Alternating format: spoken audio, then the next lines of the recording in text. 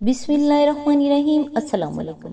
اگر آپ خوشی میں قرآن پڑھیں گے تو خوشی بڑھ جائے گی، غم میں پڑھیں گے تو غم چھٹ جائے گا۔ قرآن کے جلال و جمال پر، وعدوں اور وعیدوں پر غور کرنے سے خوف الہی میں اضافہ ہوتا ہے، امید رحمت پختہ ہو جاتی ہے، اللہ کی محبت مضبوط تر ہو جاتی ہے۔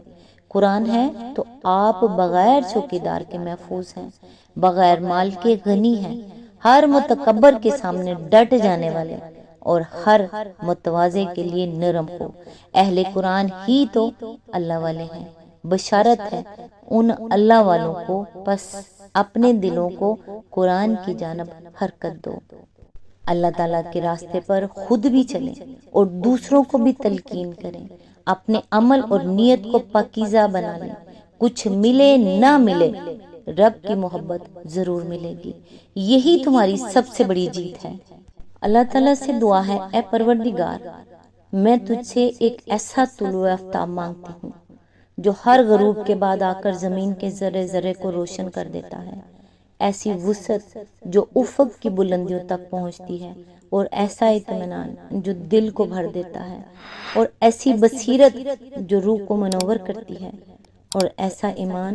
جو دل کو نور سے بھر دے اور تیرے ذکر سے غافل نہ کرے۔ آمین یا رب العالمین۔ آج انشاءاللہ سورہ النجم کی آیت نمبر 25 سے سٹارٹ کریں گے۔ اس کا ترجمہ اور تفسیر تفہیم القرآن سے بیان کروں گی جو اہل سنت جماعت کے لیے ہے۔ اعوذ باللہ من الشیطان الرجیم، بسم اللہ الرحمن الرحیم۔ دنیا اور آخرت کا مالک تو اللہ ہی ہے۔ آیت نمبر 26۔ آسمانوں میں کتنے ہی فرشتے موجود ہیں، ان کی شفاعت کچھ بھی کام نہیں آ سکتی جب تک کہ اللہ کسی ایسے شخص کے حق میں اس کی اجازت نہ دے جس کے لیے وہ کوئی عرض داشت سننا چاہے اور اس کو پسند کرے۔ اس کی تفسیر ہے، یعنی تمام فرشتے مل کر بھی اگر کسی کی شفاعت کریں تو وہ اس کے حق میں نافع نہیں ہو سکتی، کجا کہ تمہارے ان بناوٹی معبودوں کی شفاعت کسی کی بگڑی بنا سکے۔ خدائی کے اختیارات سارے کے سارے بالکل اللہ کے ہاتھ میں ہیں۔ فرشتے بھی اس کے حضور کسی کی سفارش کرنے کی اس وقت تک جسارت نہیں کر سکتے جب تک وہ انہیں اس کی اجازت نہ دے اور کسی کے حق میں ان کی سفارش سننے پر راضی نہ ہو۔ آیت نمبر 27۔ مگر جو لوگ آخرت کو نہیں مانتے وہ فرشتوں کو دیویوں کے ناموں سے موسوم کرتے ہیں۔ اس کی تفسیر ہے، یعنی ایک حماقت تو ان کی یہ ہے کہ ان بے اختیار فرشتوں کو جو اللہ تعالیٰ سے سفارش تک کرنے کا یارہ نہیں رکھتے انہوں نے معبود بنا لیا ہے۔ اس پر مزید حماقت یہ ہے کہ وہ انہیں عورتیں سمجھتے ہیں اور ان کو خدا کی بیٹیاں قرار دیتے ہیں۔ ان ساری جہالتوں میں ان کے مبتلا ہونے کی بنیادی وجہ یہ ہے کہ وہ آخرت کو نہیں مانتے۔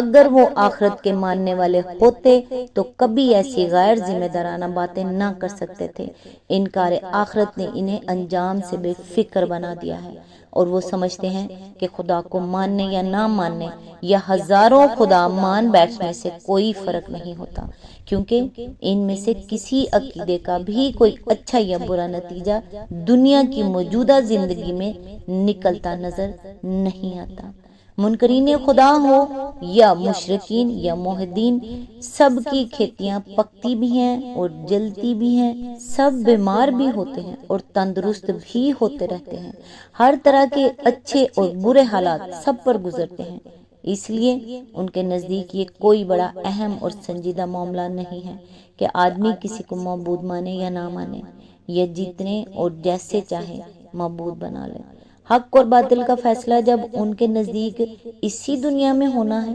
اور اس کا مدار اسی دنیا میں ظاہر ہونے والے نتائج پر ہے، تو ظاہر ہے کہ یہاں کے نتائج نہ کسی عقیدے کے حق ہونے کا قطعی فیصلہ کر دیتے ہیں، نہ کسی دوسرے عقیدے کے باطل ہونے کا۔ لہٰذا ایسے لوگوں کے لیے ایک عقیدے کو اختیار کرنا اور دوسرے عقیدے کو رد کر دینا محض ایک من کی موج کا معاملہ ہے۔ آیت نمبر 28۔ حالانکہ اس معاملے کا کوئی علم انہیں حاصل نہیں ہے، وہ محض گمان کی پیروی کر رہے ہیں اور گمان حق کی جگہ کچھ بھی کام نہیں دے سکتا۔ اس کی تفسیر ہے یعنی ملائکہ کے متعلق یہ عقیدہ انہوں نے کچھ اس بنا پر اختیار نہیں کیا ہے کہ انہیں کسی ذریعے یا علم سے یہ معلوم ہو گیا ہے کہ وہ عورتیں ہیں اور خدا کی بیٹیاں ہیں، بلکہ انہوں نے محض اپنے قیاس و گمان سے ایک بات فرض کر لی ہے اور اس پر یہ آستانے بنائے بیٹھے ہیں جن سے مرادیں مانگی جا رہی ہیں اور نظریں اور نیازیں ان پر چڑھائی جا رہی ہیں۔ آیت نمبر 29، پس اے نبی، جو شخص ہمارے ذکر سے منہ پھیرتا ہے اور دنیا کی زندگی کے سوا جسے کچھ مطلوب نہیں ہے اسے اس کے حال پر چھوڑ دو۔ اس کی تفسیر ہے ذکر کا لفظ یہاں کئی معنی دے رہا ہے۔ اس سے مراد قرآن بھی ہو سکتا ہے، محض نصیحت بھی مراد ہو سکتی ہے، اور اس کا مطلب یہ بھی ہو سکتا ہے کہ خدا کا ذکر سننا ہی جس سے گوارا نہیں ہے۔ اسی آیت کے ضمن میں آگے فرمایا یعنی اس کے پیچھے نہ پڑو اور اس سے سمجھانے پر اپنا وقت ضائع نہ کرو، کیونکہ ایسا شخص کسی ایسی دعوت کو قبول کرنے کے لیے تیار نہ ہوگا جس کی بنیاد خدا پرستی پر ہو، جو دنیا کے مادی فائدوں سے بلند تر مقاصد اور اقدار کی طرف بلاتی ہو، اور جس میں اصل مطلوب آخرت کی ابدی فلاح و کامرانی کو قرار دیا جا رہا ہو۔ اس قسم کے مادہ پرست اور خدا بیزار انسان پر اپنی محنت صرف کرنے کے بجائے توجہ ان لوگوں کی طرف کرو جو خدا کا ذکر سننے کے لیے تیار ہوں اور دنیا پرستی کے مرض میں مبتلا نہ ہوں۔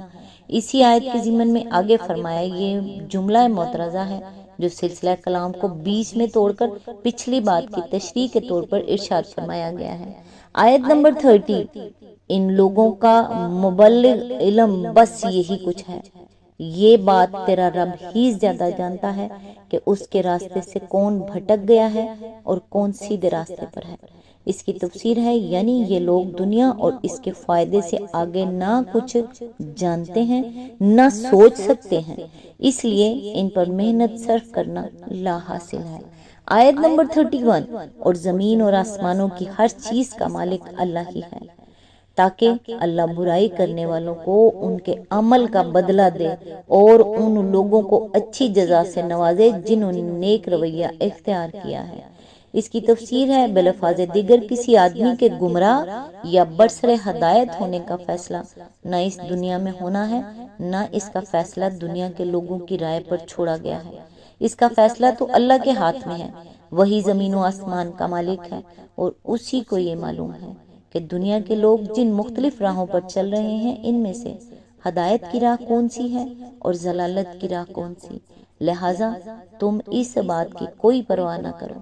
کہ یہ مشرکین عرب اور یہ کفار مکہ تم کو بہکا اور بھٹکا ہوا آدمی قرار دے رہے ہیں اور اپنی جاہلیت ہی کو حق اور ہدایت سمجھ رہے ہیں۔ یہ اگر اپنے اسی زوم باطل میں مگن رہنا چاہتے ہیں تو انہیں مگن رہنے دو، ان سے بحث و تکرار میں وقت ضائع کرنے اور سر کھپانے کی کوئی ضرورت نہیں ہے۔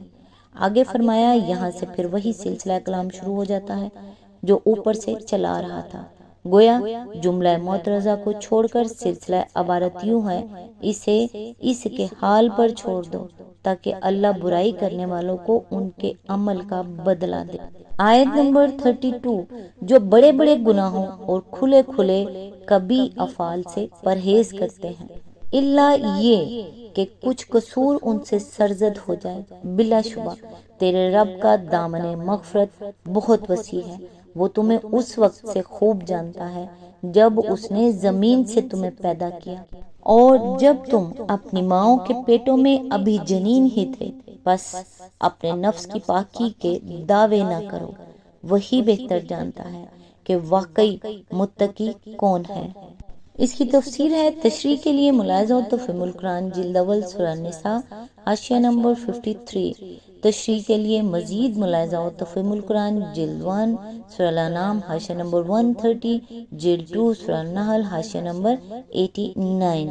اصل الفاظ ہیں الَّلَّمَم، عربی زبان میں لمم کا لفظ کسی چیز کی تھوڑی سی مقدار یا اس کے خفیف سے اثر یا اس کے محض قرب یا اس کے ذرا سی دیر رہنے کے لیے استعمال کیا جاتا ہے۔ مثلا کہتے ہیں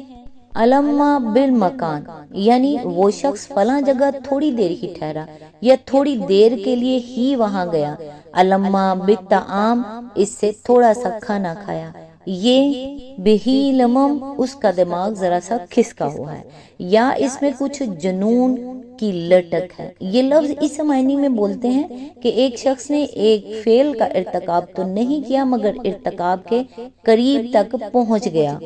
فرا کا قول ہے کہ میں نے عربوں کو اس طرح کی فکرے بولتے سنا ہے،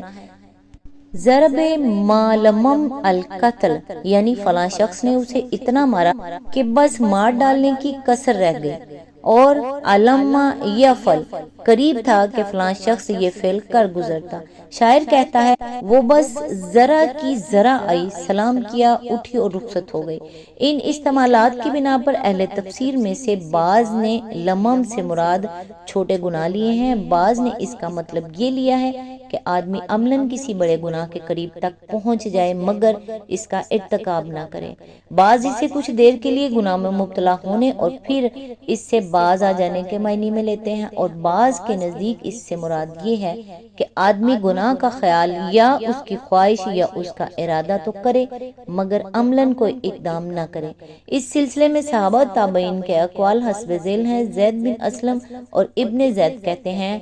اور حضرت عبداللہ بن عباس رضی اللہ کا بھی ایک قول یہ ہے کہ اس سے مراد وہ معاصی ہیں جن کا ارتکاب اسلام سے پہلے جاہلیت کے زمانے میں لوگ کر چکے تھے، پھر اسلام قبول کرنے کے بعد انہوں نے اسے چھوڑ دیا۔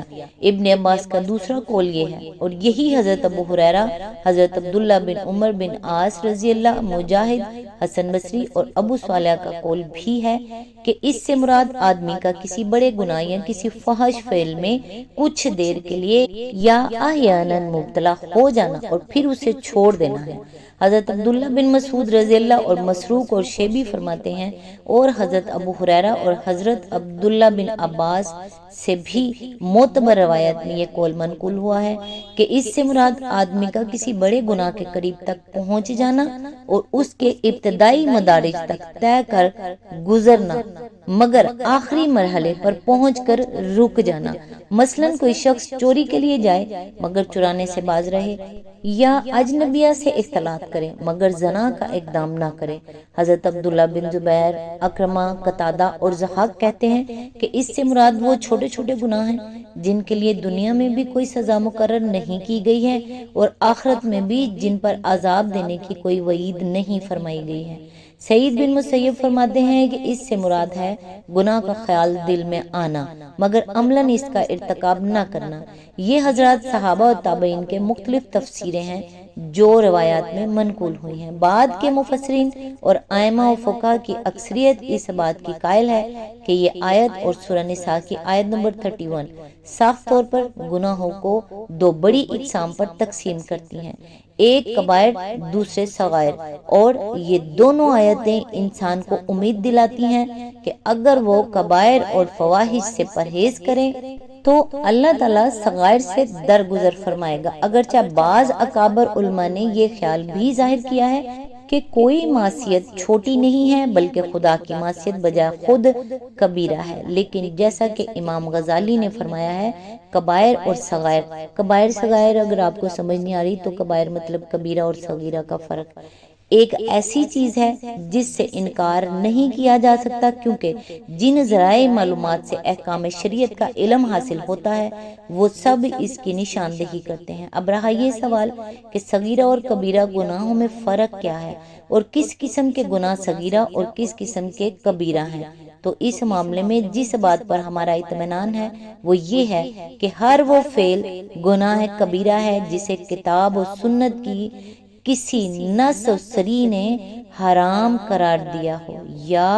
اس کے لیے اللہ اور اس کے رسول نے دنیا میں کوئی سزا مقرر کی ہو، یا اس پر آخرت میں عذاب کی وعید سنائی ہو، یا اس کے مرتکب پر لعنت کی ہو، یا اس کے مرتکبین پر نزول عذاب کی خبر دی ہو۔ اس نوعیت کے گناہوں کے ماں سوا جتنے افعال بھی شریعت کی نگاہ میں ناپسندیدہ ہیں وہ سب صغائر کی تعریف میں آتے ہیں۔ اسی طرح کبیرہ کی محض خواہش یا اس کا ارادہ بھی کبیرہ نہیں بلکہ صغیرہ ہے، حتیٰ کہ کسی بڑے گناہ کے ابتدائی مراحل طے کر جانا بھی اس وقت تک گناہ کبیرہ نہیں ہے جب تک آدمی اس کا ارتکاب نہ کر گزرے۔ البتہ گناہ صغیرہ بھی ایسی حالت میں کبیرہ ہو جاتا ہے جبکہ وہ دین کے استحقاق اور اللہ تعالیٰ کے مقابلے میں استکبار کے جذبے سے کیا جائے، اور اس کا مرتکب اس شریعت کو کسی اعتنا کے لائق نہ سمجھے جس نے اسے ایک برائی قرار دیا ہے۔ آگے فرمایا یعنی صغائر کے مرتکب کا معاف کر دیا جانا کچھ اس وجہ سے نہیں ہے کہ صغیرہ گناہ نہیں ہے، بلکہ اس کی وجہ یہ ہے کہ اللہ تعالیٰ اپنے بندوں کے ساتھ تنگ نظری اور خردہ گیری کا معاملہ نہیں فرماتا۔ بندے اگر نیکی اختیار کریں اور کبائر و فواحش سے اجتناب کرتے رہیں تو وہ ان کی چھوٹی چھوٹی باتوں پر گرفت نہ فرمائے گا اور اپنی رحمت بے پایاں کی وجہ سے اس کو ویسے ہی معاف کر دے گا۔ آج تک کے لیے بس اتنا ہی، نیکسٹ انشاءاللہ آیت نمبر 33 سے سٹارٹ کریں گے۔ تب تک کے لیے دعاؤں میں یاد رکھیے گا۔ اللہ حافظ۔